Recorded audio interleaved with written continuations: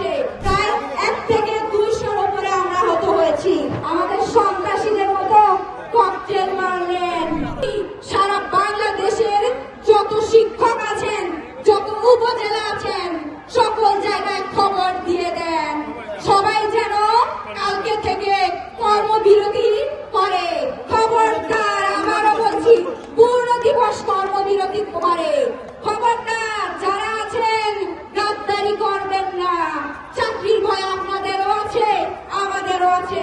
বসে বসে ওখানে ক্লাস নেবেন আর আমাদের এই ছাত্রের উপরে গুলি ছুঁড়েছে, ককটেল ছুঁড়েছে, এগুলো কিন্তু মেনে যাওয়া যায় না।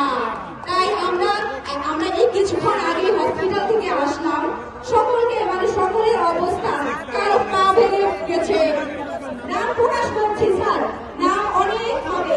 প্রায় 1 থেকে 200-র উপরে আমরা আহত হয়েছি। সবার নাম তো আর প্রকাশ করতে পারছি না। 300 থেকে 400-র উপরে আমরা কি আহত হয়েছি।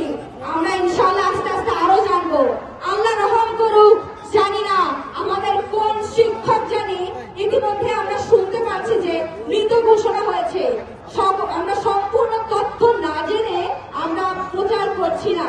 আল্লাহ তার নেক হায়াত দান করুন। আর আমরা যারা আছি শিক্ষকরা এই শহীদ মিনারে অবস্থান করব।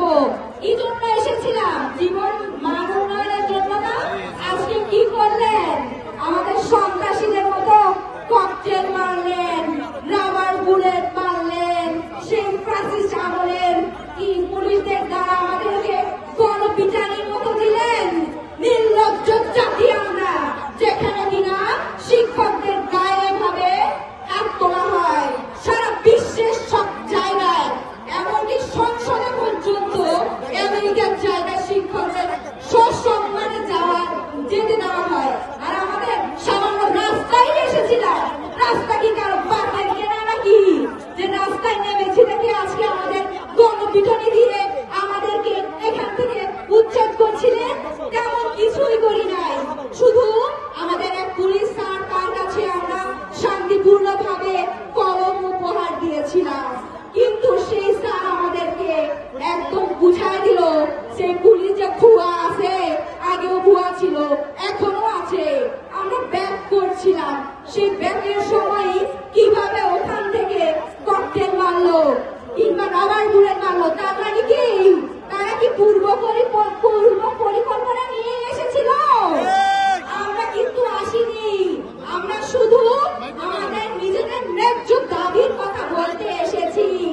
ধন্যবাদ সকলকে।